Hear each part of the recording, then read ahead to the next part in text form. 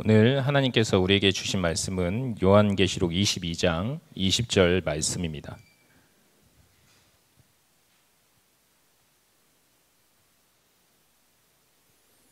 요한계시록 22장 20절 말씀, 저희가 한 절이니까 한 목소리로 합독하도록 하겠습니다.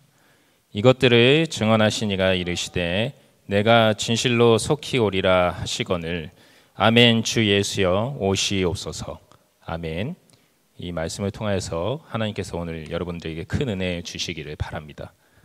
어느새 2019년도 마지막 주일 예배 시간이 왔습니다. 정말 시간 빠르죠, 그죠? 제가 처음 여기 와서 설교한 게 바로 얼마 안 된 것 같은데 벌써 1년이 지났다고 하니까 되게 감회가 남다른 것 같습니다.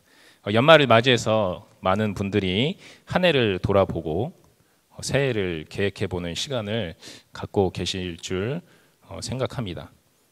하지만 뭐 이랬거나 저랬거나 어쨌거나 이틀만 지나면 한 살을 더 먹는다는 사실이 이제는 조금 그런 것 같아요. 예전에는 되게 한 살 더 먹고 싶어 했는데 10대 때 빨리 20살 돼서 나에게 걸려진 금제가 빨리 해소가 되었으면 그런 생각을 했었던 것 같은데 이제는 이틀만 있으면 한 살을 더 먹게 됐다는 그 사실이 되게 놀랍기만 한 것 같습니다. 그야말로 이 시간에게 잠깐만이라고 외치고 싶은 순간이 아닌가 합니다.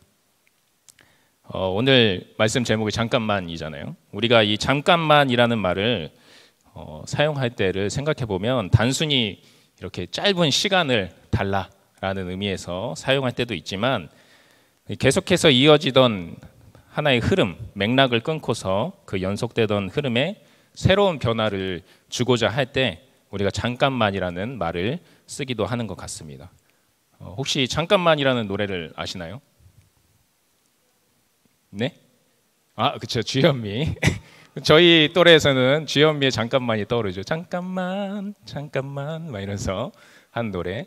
요즘 어린 친구들한테는 이 아이오아이의 잠깐만이라는 노래가 떠오른다고 합니다. 그런 노래가 있대요. 저도 잘 몰라요. 근데 이 두 노래의 가사를 살펴보면 뭐 주현미 노래는 다들 아시다시피 잠깐만 잠깐만 그 마음을 다시 돌려요 라는 내용이고요. 이 아이오아이의 노래도 잠깐만 뭐 하는 거야? 지금 나랑 헤어지려는 거야? 막 이런 내용으로 진행되는 것을 제가 찾아보니까 나오더라고요. 이 시대는 다르지만 이 두 잠깐만이라는 노래에서 이 잠깐만은 떠나가려는 여인의 마음의 그 흐름을 바꾸기 위해서 그 마음을 돌리기 위한 말로서 사용되고 있는 것을 볼 수 있는 것 같습니다. 이와 같은 우리가 살펴볼 때 이 잠깐만이라는 단어의 관용적 표현이라고 그러죠. 그 단어에 담겨 있는 우리가 관습적으로 부여한 의미, 그것을 생각해 볼 때 우리가 함께 읽었던 오늘 본문의 말씀도 잠깐만이라는 말과 동일한 역할을 하고 있다고 말할 수 있을 것 같습니다. 오늘 본문 말씀은 요한계시록의 마지막 부분인데요. 21절에 한 절이 더 있잖아요. 근데 이 21절 말씀이 당시 편지 형식에서 요한계시록이 편지라고 말씀드렸지 않습니까? 처음 요한계시록 개관할 때 이 편지의 형식에서 마지막에 기록하는 어떤 상투적인 표현이라고 우리가 봤을 때 20절 말씀이 바로 가장 마지막 메시지라고 할 수 있습니다. 이 메시지는 상당히 단순한 내용을 가지고 있는데요. 우리가 함께 다시 한번 읽어보도록 하겠습니다. 이번에는 세번역 성경으로 20절 말씀을 한번 읽어보도록 하겠습니다.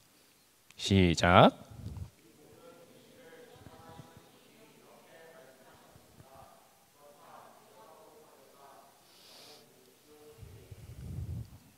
요한이 자신이 받은 계시를 모두 전하고 난 뒤, 기록하고 난 뒤 예수님께서 하신 말씀, 그 말씀을 마지막으로 적고 있습니다. 자신이 본 그 환상들을 다 기록하고 나서 예수님께서 마지막으로 요한에게 하신 말씀을 마지막 20절에 기록하고 있다는 것이죠.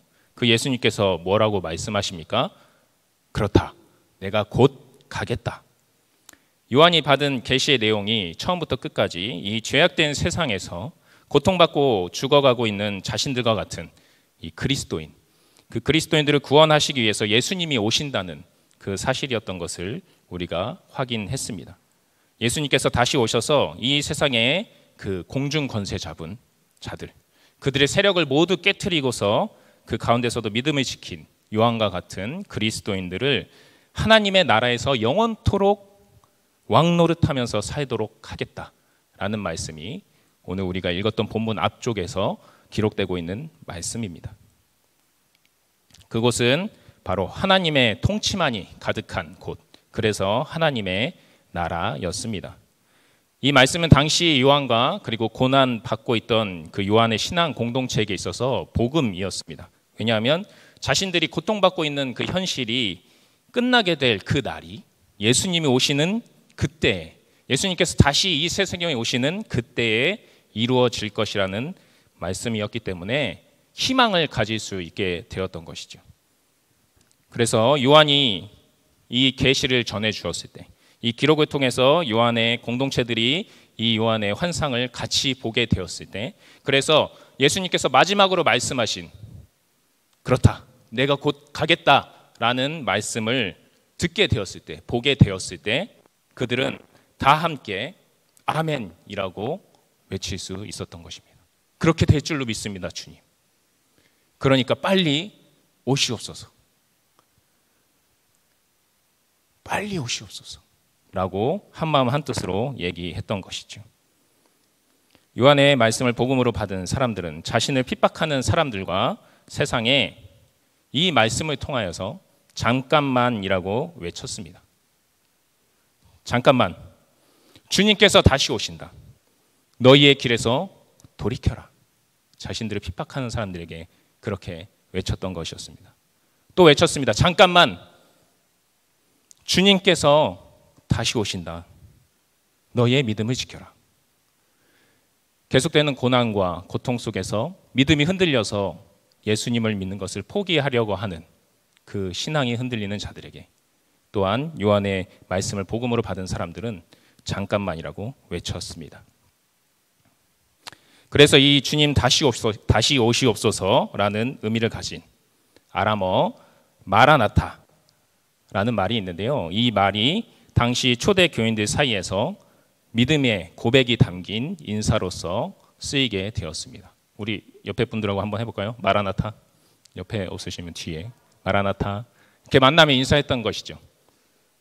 주님 곧 오시옵소서라는 믿음의 고백이었습니다. 지금 이 말씀은 이 시대에도 동일하게 선포되고 있죠. 하나님께서 우리에게 주신 이 성경을 통하여서 선포되고 있습니다. 그리고 그 말씀을 듣는 사람들은 또한 각자 자신의 마음에 합하게 다양한 의미로 이 잠깐만을 외치고 있습니다. 먼저 세상에 믿지 않는 사람들은 예수님의 이 내가 곧 다시 오겠다라는 말씀을 듣고서, 그리고 그 말을 전하는 사람들에게 있어서 이렇게 말합니다. 야, 잠깐만. 야, 무슨 말도 안 되는 소리 하고 있냐. 그런 얘기 듣기 싫으니까 그만해 줄래? 우리 밥이나 먹자. 이 사람들은 하나님을 믿지 않는 사람들이잖아요. 하나님을 믿지 않는 사람이니까 하나님이 이 땅에 육신의 모습을 입고 오신 그 예수님을 당연히 또한 믿을 수 없는 것입니다. 그들은 하나님을 믿지 않기 때문에 이 세상에 하나님의 통치가 이루어져야 한다는 사실을 알 수 없죠. 그것이 있는 것조차 모릅니다. 아니, 그것이 있다고 들었지만 그것을 인정하지 않는 것이죠. 그러면서 이 세상의 통치의 방법에 맞춰서 그곳에서 살아가기 위해서 노력하고 있죠. 얼마나 열심히 노력합니까? 이 세상 사람들 정말 열심히 살아가잖아요. 하지만 그 악한 통치와 대립되는 것이 바로 하나님의 통치이기 때문에 그들은 하나님의 통치 이념들을 거부하면서 살아가고 있습니다. 심지어는 하나님을 섬기는 그리스도인들을 지금 이 시대에도 핍박하고 고난을 끼치고 있죠. 하나님의 통치 이념인 하나님만 섬기고 남을 나처럼 여기고, 그리고 고아와 과부와 나그네를 돌보는 일을 하는 것을 보면서 어리석은 일이라고 말을 합니다. 자신의 시간과 돈을 남을 위해서 쓰는 사람을 호구라고 비난합니다. 심지어 그런 일을 하고 있는 가족들에게 있어서도 그 가족은 골칫덩어리가 되는 세상, 그러한 세상이 바로 지금 우리가 사는 세상인 것 같습니다.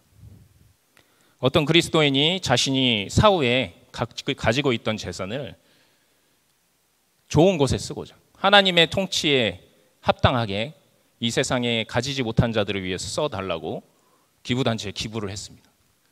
그런데 그 유산에 지분이 있는 사람이 찾아와서 그 기부단체에 소송을 한다고 합니다. 내 거다 그거. 다시 돌려달라. 고인은 이미 죽어서 없잖아요. 법적으로는 그 사람에게 그 지분을 할당해 주었습니다. 그렇기 때문에 그 법적인 소송에서 누가 이기는지 아십니까? 바로 그 자신의 지분을 달라고 하는 사람들이 그냥 100% 이긴다고 합니다. 이런 일들이 바로 기부단체에서 일하고 있는, 그것을 위해서 변호를 해주고 있는 변호사 단체에서 하는 말입니다. 이런 일들이 비일비재하다는 거죠. 또한 이 시간에도 다시 오실 예수님에 대해서 말하는 사람들은 중에 핍박받는 사람들도 많이 있습니다. 특히 이집트와 중동 쪽에 가면은 아직도 예수님을 전하는다는 그 이유 하나만으로, 예수님을 믿는다는 그 이유 하나만으로 참수형을 당하는 일이 뉴스를 통해서 우리가 접하고 있지 않습니까? 2019년도에도 있었죠. 이집트에서 그 해변에서 주황색 옷 잔뜩 입혀놓고, 그러한 일들이 아직도 지금 이 세상 가운데서 벌어지고 있다는 것입니다. 바로 이 사람들은 주님께서 내가 곧 다시 오겠다라고 말하는 그 말에 손사래를 치면서 잠깐만 되지도 않는 소리 하지 마라 라고 말하는 사람들인 것이죠. 주님께서 내가 곧 다시 오겠다라고 말씀하시는 그 말씀에 또 다른 반응이 있습니다. 이 반응은 그리스도인들에게서 나타나는데요. 이 사람들은 예수님께서 내가 곧 가겠다라고 말씀하실 때 이 사람들도 잠깐만이라고 외칩니다. 세상에 잠깐만이라고 외치는 것이 아니라 예수님께 잠깐만이라고 외칩니다. 잠깐만요. 잠깐만요, 예수님. 아직은 오지 마십시오. 라고 말하는 사람들이죠. 예수님, 저 인생 아직 한번 폼나게 살아본 적 없습니다. 저 지금 고등학교 내내 공부만 하느라고, 20대 내내 취업하려고 공부만 하느라고 재밌게 살아본 적이 없어요. 저 결혼도 좀 하고 좋은 직장에 다니면서 돈도 많이 벌어서 풍족한 생활도 좀 영위하다가 그러다가 늙어서 이 세상에 재미있는 것 없어지면 그때 좀 오십시오, 예수님. 왜 곧 오신다고 하시는 거예요? 아니 그때도 오지 마십시오. 제가 갈게. 제가 죽으면 천국 가잖아요. 예수님 뭐하러 오려고 그러세요? 제가 이 세상에서 누릴 거 다 누리고 죽으면 그때 가서 만나면 되잖아요. 왜 오시려고 하십니까? 오시지 마시고 거기서 기다리고 계세요. 잠깐만 기다리고 계세요. 이 사람들이 그리스도인이라고 얘기하지만 이 사람들의 최대 관심사는 무엇일까요? 아까 말씀드린 대로 하나님의 나라일까요? 하나님의 통치가 이 세상에 실현되는 것을 최대의 관심사로 볼까요? 아니죠. 이 사람들도 최대의 관심사는 자신의 삶입니다. 마치 예수님을 믿지 않는 사람들과 비슷한, 아니 오히려 같아 보이는 그러한 삶의 모습을 보여줍니다.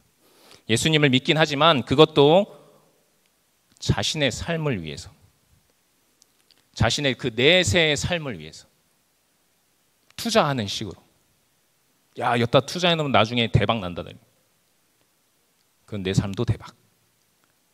이런 마음으로 믿고 있는 거죠. 솔직히 말해서 이러한 그리스도인의 모습에서 나는 아니라고 말할 수 있는 사람이 얼마나 될까요? 솔직히 말해서 우리 모두 다 자신의 삶이 가장 우선순위가 되지 않습니까?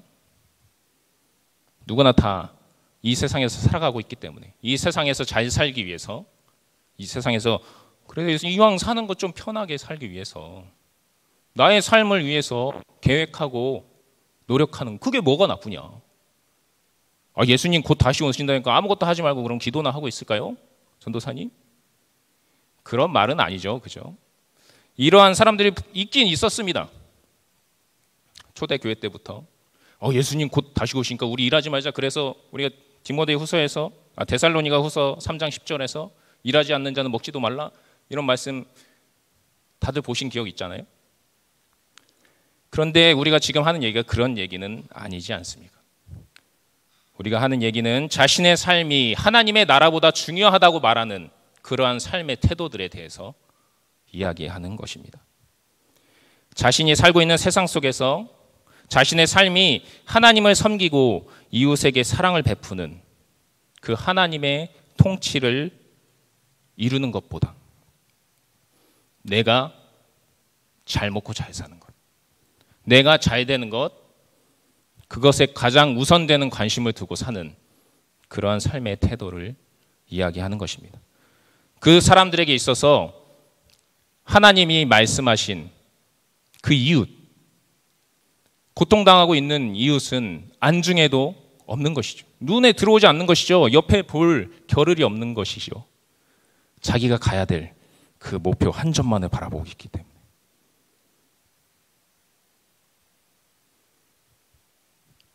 이런 사람들은 교회에는 다니지만, 그리스도인이라고 얘기하지만 예수님이 이 땅에 오심의 그 진정한 의미에 대해서는 아직은 모르고 있다고 말할 수 있을 것입니다. 천국에 가기 위한, 그리스도인이 된다는 것은 무엇입니까? 라고 물는다면 그 사람들에게 천국 가려고 믿는 거 아닙니까? 그것이 그리스도인의 유일한 목표라고 말하는 사람들이죠. 맞습니다. 천국에 가죠. 저희도 천국에 가잖아요. 예수님 믿으면. 근데 그것은 우리가 그리스도인 됨의 결과죠. 그게 목표가 아니지 않습니까? 그건 그리스도인이 된다면 다 천국에 갑니다. 하지만 우리가 그리스도인이 된다는 것의 의미와, 그리고 우리가 그리스도인으로서 이 세상에서 목표로 삼아야 하는 그러한 삶의 모습은 무엇입니까? 바로 이 땅에서 아직 악한 권세가 세상을 통치하고 있다고 할지라도, 그럼에도 불구하고 이미 예수님의 십자가 부활 사건으로 이 땅에 임한 그 하나님의 나라에서 살아가는 것, 그것이 우리의 목표이지 않습니까? 그 하나님의 통치를 내 삶에서 나타내는 것, 그것이 바로 우리의 목표입니다. 그래서 그 악한 권세가 지배하고 있는 이 세상에서 고통당하고 있는 이웃, 그 이웃에게도 하나님의 통치를 행해서 그 사람들을 하나님의 나라로 우리가 이끌고 와서 그들을 구원하는 것, 그것이 바로 그리스도인의 목표라고 할 수 있을 것입니다. 이러한 사람들이 바로 지금 이 시대에도 마라나타를 외치는 사람들입니다. 그들은 예수님의 오심으로 이루어지는 하나님의 나라를 기다리고 있는 사람들입니다. 자신의 삶을 통해서 하나님의 통치를 살아내고 나타내는 사람들입니다. 이들은 자신의 삶보다 하나님의 나라가 이루어지는 것을 가장 최우선으로 두는 사람들, 가장 큰 관심사인 사람들, 그 사람들입니다. 여러분, 러블리 페이퍼라는 사회적 기업을 들어보신 적이 있으십니까? 이 기업은 그 노인들이 모으는 폐지를 시세보다 한 10배에서 20배 넘게 가격을 쳐주어서 사주는 기업입니다. 이 기업의 대표가 기우진 씨라고 하는데요. 그가 처음에 폐지를 주어서 파는 노인분들의 삶에 관심을 가지게 되었습니다. 지나가다가 우리도 많이 보잖아요. 그 리어카에다가 폐지 이만큼 쌓아서 가시는 그 할머니, 할아버지들. 우리들도 보고 경험하는 그 현상을 이 기우진 씨는 그냥 넘길 수 없었던 것이었습니다. 저분들의 삶에 대해서 관심을 가지신 것입니다. 그래서 그분들의 삶을 살펴보았더니 추운 겨울, 요즘 같은 추운 겨울에 그분들이 하루 종일 아침부터 저녁까지 폐지를 주워서 50kg 정도 되는 그 종이로 50kg이니까 엄청 부피도 클 거 아니겠습니까? 그 정도 모아서 고물상에 갖다 팔면은 얼마 받는지 아십니까? 5,000원 받습니다. 5,000원. 이게 50kg가 넘게 줍는 날은 그렇다고 매일 그렇게 주느냐? 아니죠. 재수 좋은 날이에요. 재수 좋은 날 그 정도 주워서 갖다 팔면은 5,000원 받는다. 하루 8시간 근무로 따져봐서 하루에 1시간에 일당 얼마 받는 거죠? 600원. 그런 돈을 벌고 있는 삶. 얼마나 고생스럽게 일하는데도 불구하고 1시간에 600원짜리 삶을 사는 그 노인들을 바라보면서 그 노인들이, 그 어르신들이 그렇게 살 수밖에 없는 이 현실. 세상이 외면하고 이웃들이 외면해서 그 일을 하지 않으면 살아갈 수 없는 그 노인들의 삶의 모습.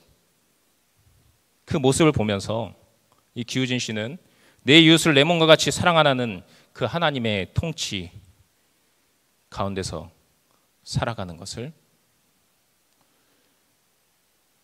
괴리감을 느낄 수밖에 없었다고 말을 합니다.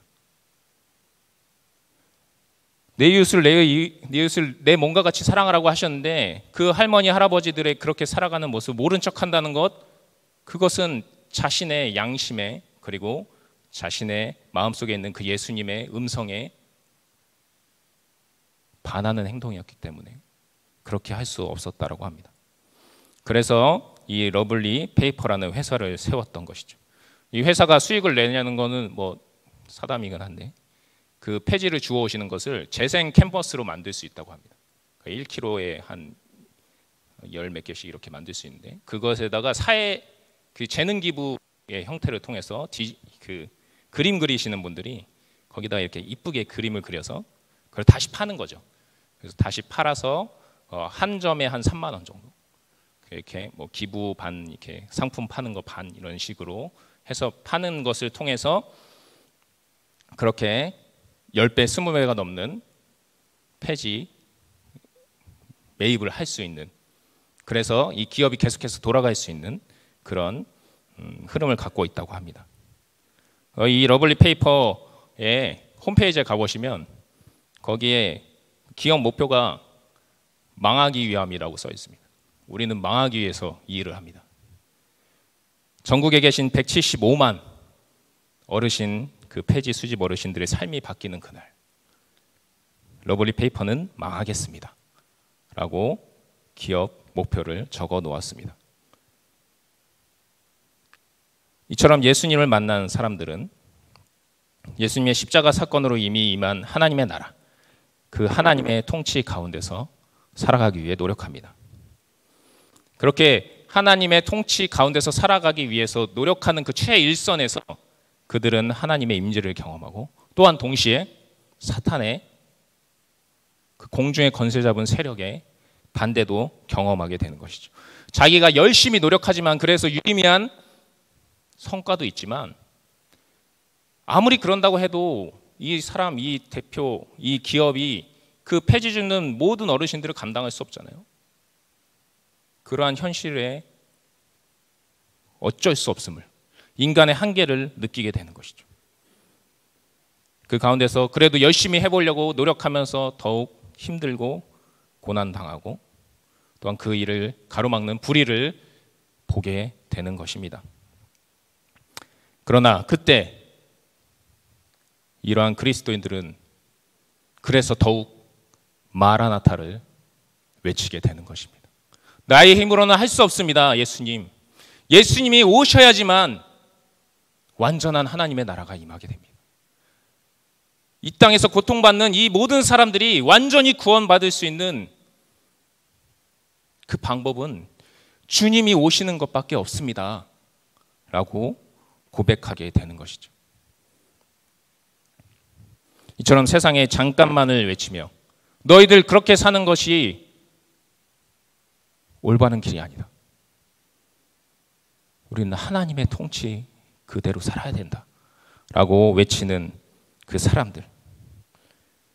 그 사람들이 예수님의 다시 오심의 의미를 바로 알고 그리고 믿고 그리고 행하고 있는 진정한 그리스도인이라고 할 수 있을 것입니다.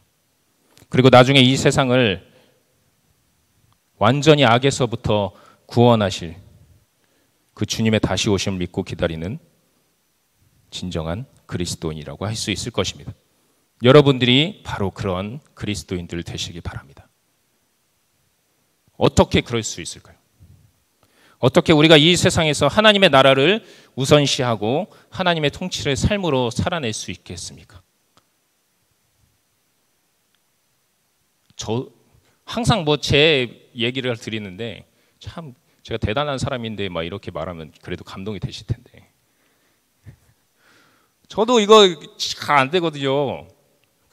이렇게 보고 있으면 내 딸내미 손주 막 이런 생각도 하기도 하고 나도 더 이 세상에서 기쁨 더 누려보고 싶기도 하고 예수님 좀만 더 있다 오면 좋긴 하겠는데 내일 오면 조금 하고 싶은 게 좀 많은데 그러한 태도에는 하나님의 나라가 우리에게 가장 기쁜 곳이라는 고백이 조금 부족한 것이 아닌가 그런 생각을 저도 하게 되는 것 같습니다.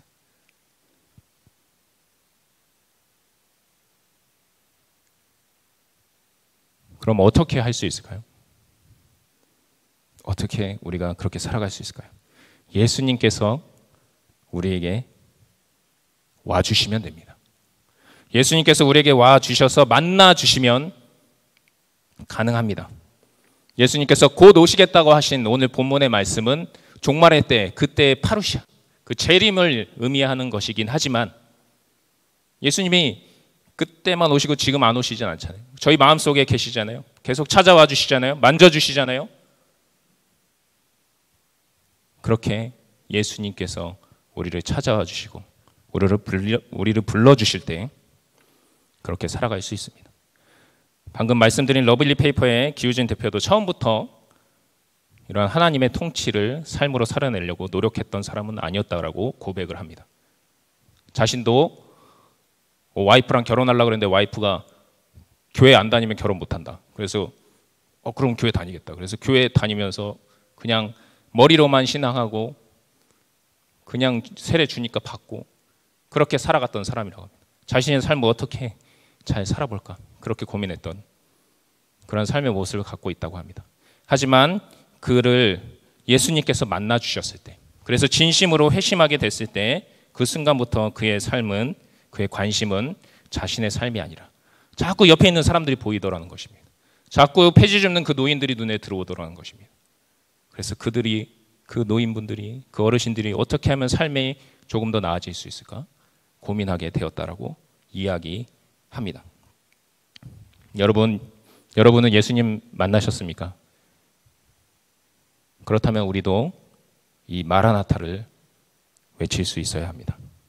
이 세상에서 마라나타를 외치면서 하나님의 나라를 살아내고 또한 그 나라가 완전하게 임하실 그 주님의 다시 오시는 그때를 염원하셔야 됩니다. 간절히 원하셔야 됩니다. 하나님의 나라가 임하시는 그 주님의 다시 오시는 때 그때를 기다리는 그리스도인들이 됩시다. 우리 말씀을 마치면서 그 잠깐만이라는 MBC 라디오 캠페인에 대해서 살짝 얘기하겠습니다. 그 캠페인 아시나요? 잠깐만 우리 이제 한번 해봐요 사랑을 나눠요. 기억나시죠? 어렸을 때부터 맨날 듣던 거라서 다 하실 수 있는 것 같아요. 이 캠페인이 언제부터 시작된지 아세요? 1990년 10월 1일부터 시작됐다고 합니다. 지금도 하고 있죠. 운전하다 보면 나오더라고요. 몇 년 된 거죠? 29년 됐습니다. 내년 되면 30년째 되는 것인데 이 세상에서 하고 있는 캠페인 우리가 그냥 당연시 여기는 이 사회의 모습들 그런 것들 잠깐만 우리가 다시 한번 생각해 보자. 우리에게 더 나은 가치가 있다라는 것을 알려주기 위해서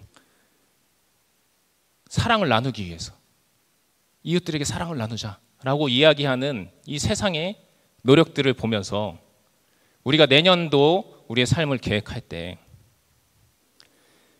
그리스도인으로서 이런 캠페인을 우리 스스로 진행해야 되지 않을까 하는 생각을 해봅니다. 잠깐만이라고 외칠 수 있는, 내가 내년에는 조금 더 하나님의 통치를 나의 삶 속에서 이뤄내겠노라 결단하시는 우리 성도님들 다 되시기를 바랍니다. 우리 그러한 결단을 하시면서 우리 함께 마라나타 결단의 찬양 부르시면서 나아가시도록 하겠습니다.